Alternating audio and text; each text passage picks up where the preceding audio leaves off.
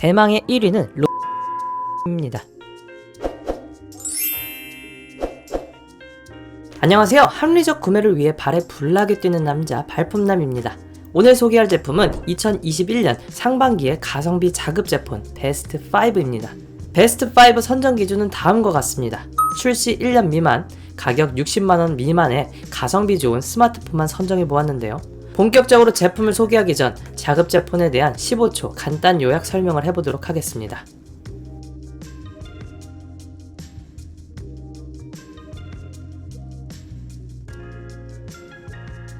자급제폰의 장점과 특징을 확인하셨나요? 자, 그럼 바로 자급제폰 베스트 5 출발해 보겠습니다. 5위는 LG전자 Q31 제품입니다. 출시가는 200,000 9천원이네요. 5위는 가격이 가장 저렴한 폰이 선정되었습니다. 성능에 상관없이 가장 저렴한 폰 위주로 찾고 계신 분이라면 Q31 제품이 가장 적합할 것 같습니다. 출시가는 200,000원에 출시가 되었고 이벤트를 할 때에는 그 이하의 가격에도 구매가 가능합니다. 간단한 서칭이나 카톡, 그리고 단순 영상 시청 등 무리가 없는 폰인데요. 따라서 학생폰이나 전화나 카톡 용도의 세컨폰으로 사용하기에 아주 적합할 것 같습니다. 무게도 5제품 중 가장 가벼운 145g이기 때문에 이 점도 큰 특징이라고 볼 수 있겠습니다. 그럼 다음으로 성능을 살펴보겠습니다. 운영체제는 안드로이드 10, 칩셋은 미디어텍 MT676E가 적용되었습니다. 화면 크기는 5.7인치로 미니멀한 편이며 해상도는 1520-720으로 대략 HD의 해상도인데 이 점은 조금 아쉽습니다. 램은 3기가, 저장 공간은 32기가이며 마이크로 SD를 통해서 최대 2TB까지 확장이 가능합니다. 배터리는 3000mAh로 타 제품에 비해 용량이 작은 편입니다. 카메라는 듀얼 카메라며 해상도 또한 높지 않은데요. 그리고 가장 아쉬운 점은 C타입 단자가 아닌 마이크로 5핀이 적용되었다는 것이 가장 아쉽습니다. 출시한 지 5달도 되지 않은 제품인데 왜 마이크로 5핀을 적용했는지는 이해가 잘 가지 않는 부분이네요. 그럼에도 이 폰은 학생폰, 세컨폰으로 사용하시기에는 가격적 메리트가 정말 뛰어난 폰입니다. 폰 분실로 인한 임시폰을 사용하려 할 때에도 괜찮게 사용할 수 있을 것 같네요. 4위는 아이폰 SE 2세대입니다. 출시가는 64GB 기준 55만원입니다. 감성의 스마트폰 애플의 SE2입니다. 이 제품의 장점은 가벼우면서도 정말 작은 크기가 큰 장점인데요. 그리고 5제품 중 가장 높은 가격이지만 100만원대의 아이폰을 절반 가격에 구매할 수 있다는 것도 큰 메리트입니다. 역시나 아이폰의 명성에 맞게 높은 판매량을 기록하고 있는 제품이기도 합니다. 게다가 2020년 5월에 출시된 SE2는 디자인 자체도 애플 특유의 심플하면서도 아주 예쁘게 잘 나온 것 같습니다. 그럼 기능을 살펴볼까요? 4.7인치의 화면과 IPS LCD의 액정, 그리고 1334750의 해상도를 가지고 있습니다. 무게는 148g으로 매우 가볍게 출시가 되었네요. 작고 가벼운 폰을 선호하시는 분에게는 아주 만족스러울 것 같습니다. 그리고 램은 3기가, 메모리는 64에서 256GB까지 선택이 가능합니다. 내장 배터리 용량은 1821mAh인데요. 이 부분은 가장 아쉬운 부분입니다. 무게가 가벼운 148g이라고는 하나 그에 비해 배터리 용량이 너무 턱없이 부족하다는 생각이 듭니다. 삼성의 30만원대 스마트폰도 5000mAh가 나오는데 말이죠. 카메라는 싱글 카메라며 후면 1200만 화소, 전면 700만 화소입니다. 하나 장점이 있다면 5제품 중 유일하게 4K의 화질과 60프레임의 동영상 촬영 기능을 제공한다는 것입니다. 그 외에 전자, 광학식 손떨방과 지문인식 등 추가 기능도 존재합니다. 솔직히 아이폰 브랜드 가치를 빼자면 가성비가 떨어지는 것은 사실입니다. 하지만 아이폰만의 감성과 디자인, 그리고 아이폰만의 시스템 등 장점도 아주 많은 제품이기도 합니다. 이 제품은 감성적이고 사이즈 작은 폰을 사용하고 싶으신 분들이라면 좋은 선택이 될 것 같네요. 3위는 LG전자의 Q52 제품입니다. 출시가는 33만원이네요. 이 제품은 2020년 11월에 출시된 아주 따끈따끈한 제품입니다. 개인적으로 생각하는 디자인은 뒤에 LG 로고만 빠졌다면 어땠을까 하는 생각이 듭니다. 그 외에는 참 깔끔하고 아기자기하게 잘 만들어진 제품이라고 생각이 드네요. 가격도 33만원이라는 저렴한 가격과 적당한 스펙이 적용되었습니다. 그럼 다음으로 성능을 살펴보겠습니다. 6.6인치의 Q52는 MT6765 칩셋을 탑재하였는데요. 그리고 램은 4GB, 저장 공간은 64GB가 제공됩니다.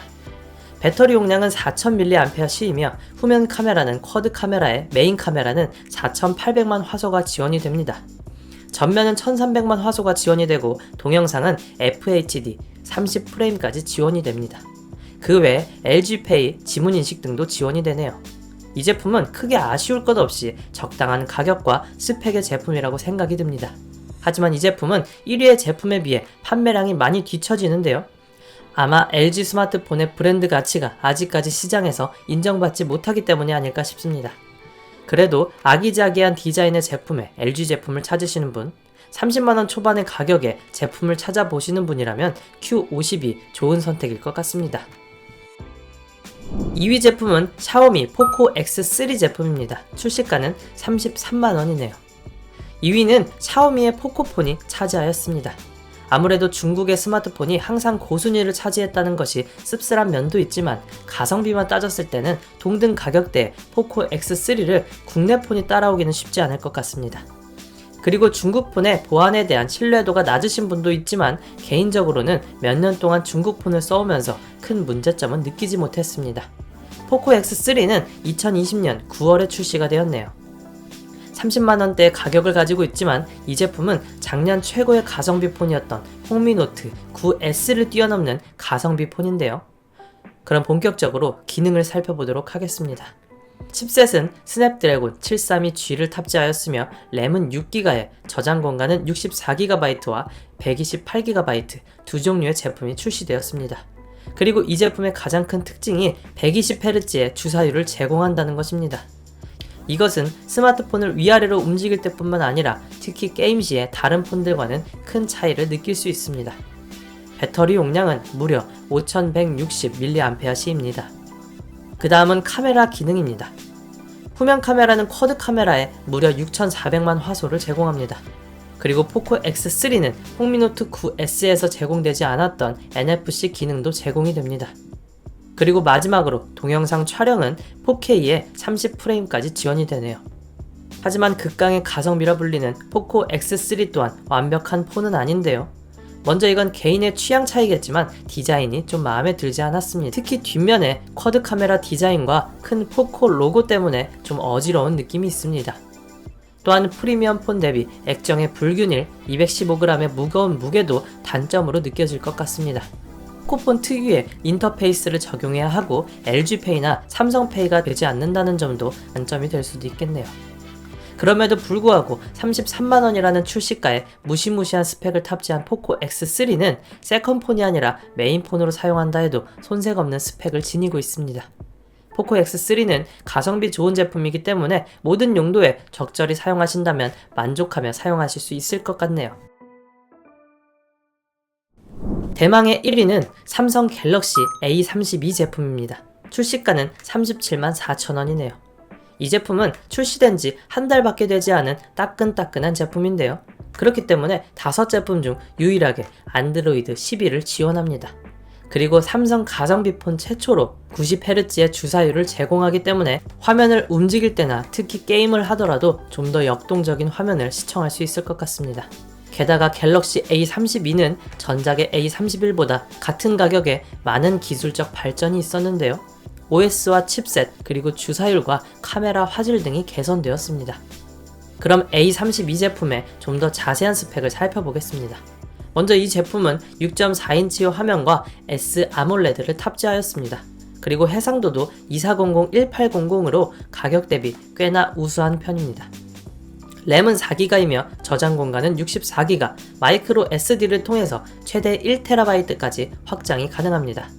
무게는 A31에 비해 2g 더 가벼워진 184g의 무게를 가지고 있습니다. 배터리 용량은 5000mAh로 꽤 긴 사용량을 제공합니다. 다음으로 카메라 스펙입니다.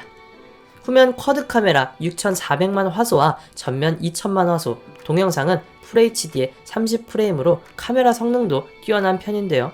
그 외에도 삼성페이가 제공되고 지문인식 또한 후면이 아닌 온스크린으로 지원이 됩니다. 삼성은 프리미엄 폰뿐만 아니라 보급폰도 점점 가성비가 좋아지는 것 같습니다. 30만원 후반대 가격에 딱 맞는 스펙을 잘 담고 있다는 생각이 드는데요. 웬만한 게임이나 영상 시청용, 촬영용 등 모든 면에서 괜찮은 스펙을 가지고 있다 볼 수 있겠네요.